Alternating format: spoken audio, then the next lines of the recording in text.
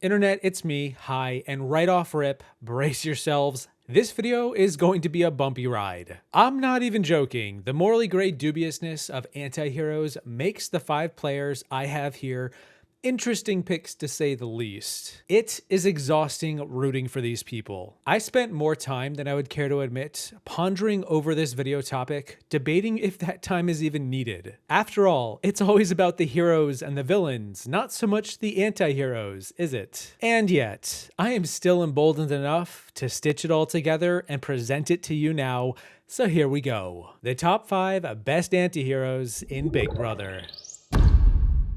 Best being that they represent what I think an anti-hero in Big Brother constitutes anyway. Not best at the game, although some are up for debate. Anti-heroes are some of the most dynamic players to watch, as they don't naively fall prey to the usual traps the heroes find themselves ensnared in, while also not often losing the favor of the audience like the villains might. Well, some of the villains anyway. Anti-heroes are the players who mean well, but are often flawed in their ways. They're like the heroes we root for, except they do things we raise an eyebrow to, like they'll steal from the rich to feed the poor, but then they'll also kick a puppy if need be. Not sure why they'd need to, but the point is that they often lack common characteristics of the hero. They're more underhanded, sly, questionable in their execution, but still fighting for the greater good. These players also tend to be a protagonist of a season, a main character. For example, like the anti-hero of a narrator that I am, I'm already cheating because this is not a top 5, it's a top 6. And I am including 2 for the price of 1. I talked a little bit about this in my Heroes video. I debated putting Jason from Big Brother 3 on that Heroes list, which, if you haven't watched it,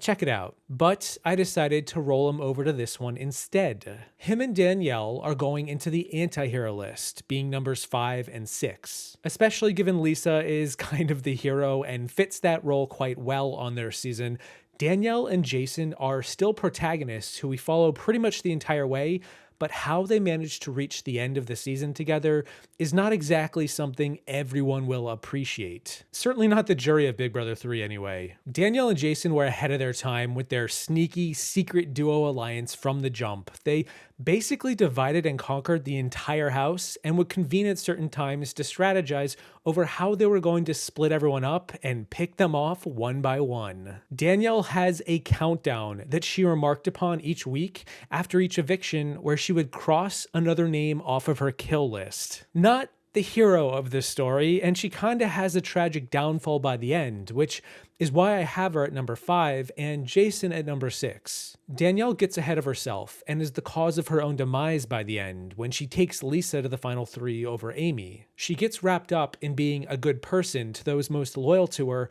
but then loses sight of the bigger picture. And just like all of these anti-heroes, they do ultimately mean well. They're not out to hurt anyone, but that doesn't mean people won't get hurt regardless. Metaphorical blood often gets spilled with these players slicing and dicing through the game, as we're definitely about to see, and it starts with the 2 of the best in Danielle and Jason. My strategy in playing this game is to pick only one person. So I gave one person my word that I will not turn on them, and that's Jason. No one has a clue. Danielle and Jason are holding, because we'll play soon. And when we do, they better watch out. If I don't win the 500 G's, I want him to have it. Jason is my boy, and I'm gonna make it to the end with him. It allows Danielle to make some partnerships and alliances, and it allows me to make some things and to kind of find out what both sides are working on. I'll go on myself and decide we step with them and see what we can do. Okay. I don't see him strategizing to win this game. People think Jason's this gullible kid. You are like heaven sent. Jason playing all them fools. This is a game, and there can only be one winner. And as harsh and as terrible as it is, you should have used the veto. I'm sorry, but I vote to evict you, Marcellus. Number 4 is gonna be controversial. I've said they are before, and I know the audience of this show enough to know where the common sentiment stands. Heck, I was in the audience when I talked about this player back in the day when they first showed up. From Big Brother 21, it's Jackson. And okay, hold on, you might be wondering, how is he ever able to be called a hero. Well, okay, I'm not saying he's a hero. He's an anti-hero. I hear ya, but I think Jackson is one of the main protagonists of his season. He is by far the most active in the overarching narrative, and I definitely don't think he is a hero by any stretch of the word. I think Jackson is really flawed, and we saw a lot of those flaws come out on his way to winning the game. Have you watched my video where I talked about the worst moves ever made by winners? Check it out. Guess who's on the thumbnail? He gets himself into trouble at many points this season, but outside of playing the game and playing it pretty hard, too hard even, he doesn't really mean harm. He does harm. He gaslights Holly at times. He intimidates several players. He greatly contributes to his alliance getting blown up. He stomps his boots like a child and seemingly breaks the rules when eating food in secret when he wasn't allowed to. But he's not really villainized on the season, not in the episodes anyway, and I think because he tries hard to do good, to justify himself, to be friends with everyone and work with as many people as possible, it stands to reason that he is a very flawed guy in execution, but still wants the best for others and wants to play fair as best he can. That is Jackson's moral code, but he is an anti-hero, so he doesn't live up to that code. He doesn't usually follow what he says he's gonna do. He will get shifty, he will break rules if need be, he'll justify it later, ask for forgiveness, not permission. He didn't want to break his word to those that he gave it to up until he was put between a rock and a hard place. His big lie at the final 5 against Tommy was only after he realized he was getting the raw end of a deal. But he wasn't a hero here, just someone trying to protect his closest allies and himself. In a way, it is valiant, it's justified, but it's also questionable the lengths he'll go, the limits he'll push, and the sacrifices of relationships he'll discard in the name of getting his way. I think he's a fascinating block of a player, and as we're about to see with the top 3, this is just the tip of the iceberg or the watermelon. On day 44, Jack turned his back on me. Cat. For a while.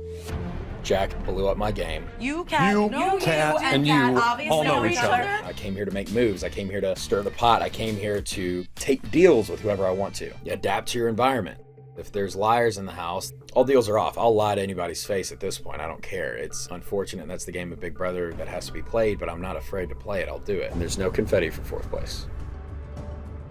The boy wants confetti. At number 3 for the anti-heroes, we have perhaps the most well-remarked of them all. From season 10 and 14, it's Dan Giesling. And really, I am mostly talking about Big Brother 14, but there are times where he gets devious and mischievous on BB10 too. Dan is a curious case where he is the lovable, dashing rogue of a player. You can't help but be impressed with his ability to manipulate others into doing his bidding. And his bidding is all in the name of advancing his game, and really no one else's. More than Jason, Danielle, or Jackson, Dan is always only looking out for number 1, and if you fit into that criteria, he'll consider you along the way. He watched Memphis's back on BB10 because he wanted to take Memphis as far as possible, same with Danielle on season 14. But he was hoping to beat them, not help them. Even if he preaches loyalty and writing it out to the end, the notion is always under the guise of him benefiting more than you. He just doesn't want you to realize that. And especially with season 14,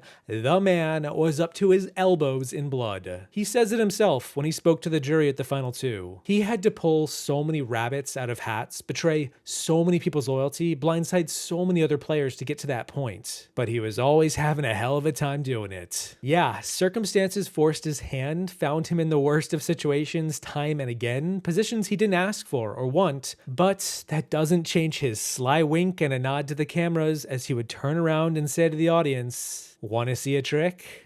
Now you want to see me do it again?" But Dan didn't want to watch the world burn. He just was there to play a game, a harmless game that he didn't take personally. As far as he was concerned, he was making moves as fair and square as anyone else could.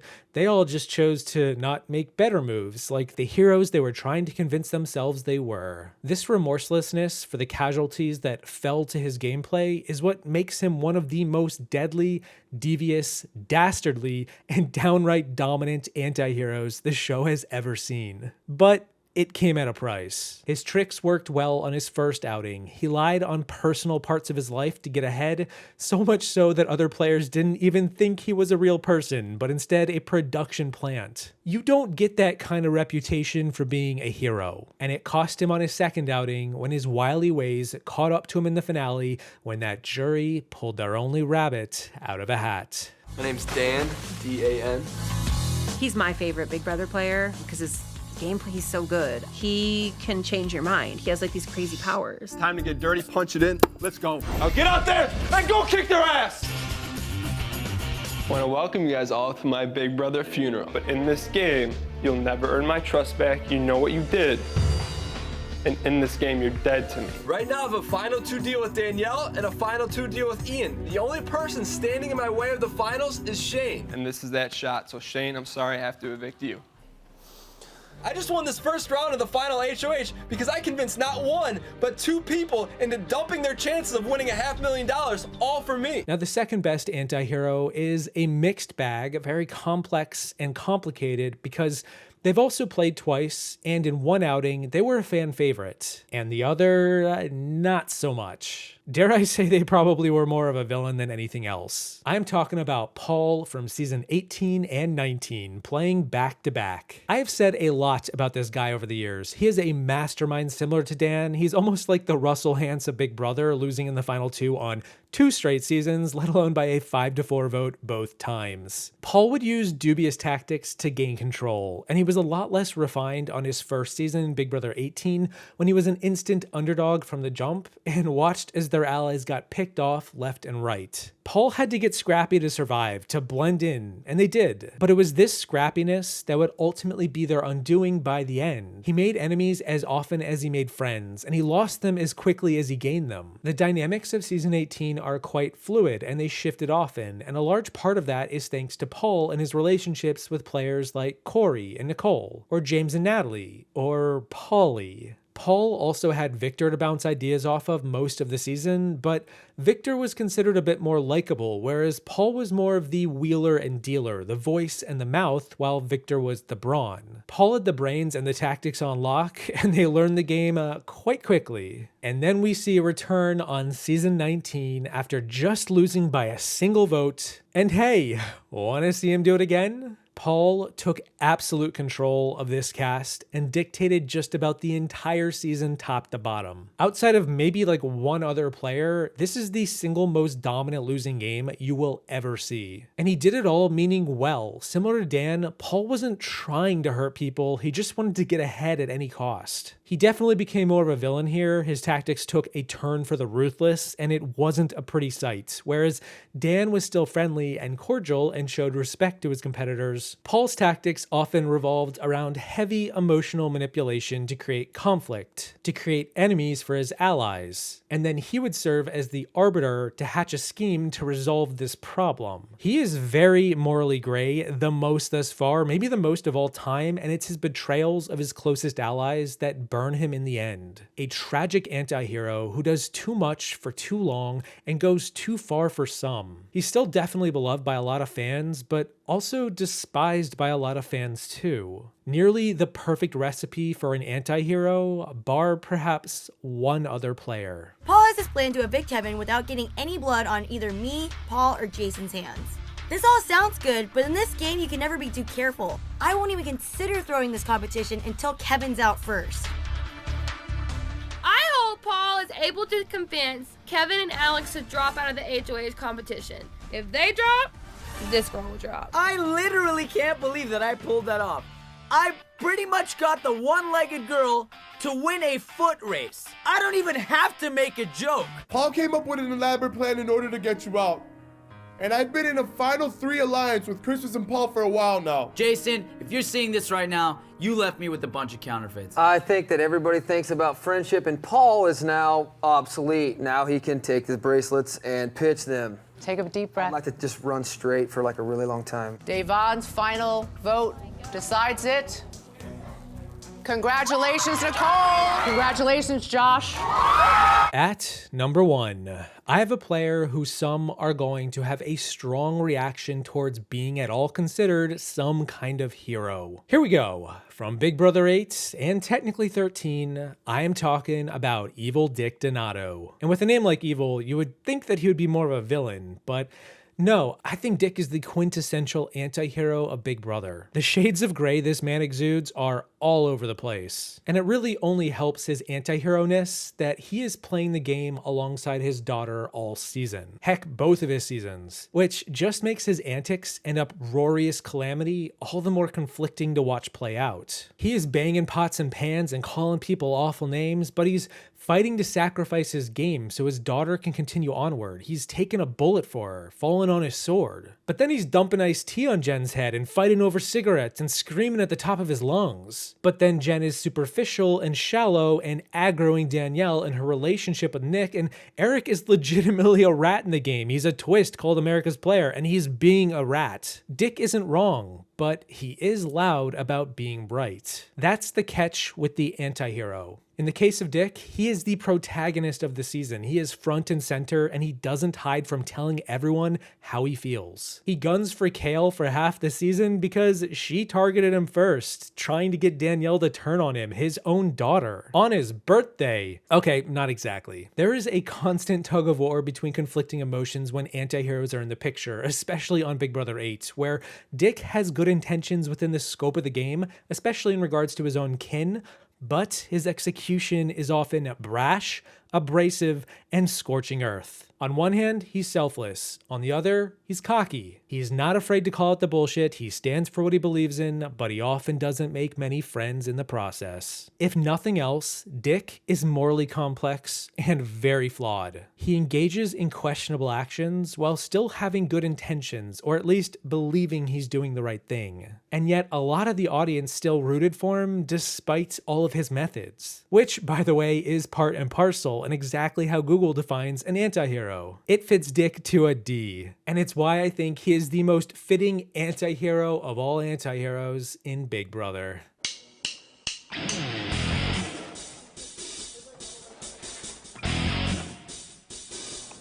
Knew he was lying.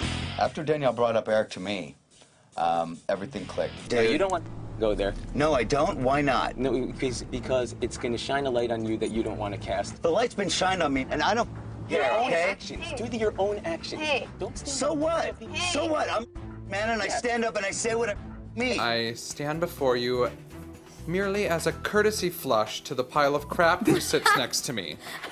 And That would be so funny. I don't know, it's like a risk or whatever, but I don't. Yeah, it's not. It's not. It's not. By a vote of 4-2, Dustin, you are evicted from the Big Brother house. Dustin, if you're seeing this, I pulled off the biggest coup in the history of this show. Ha ha. See ya. This is like storybook, isn't it? If you can't do it, it's okay.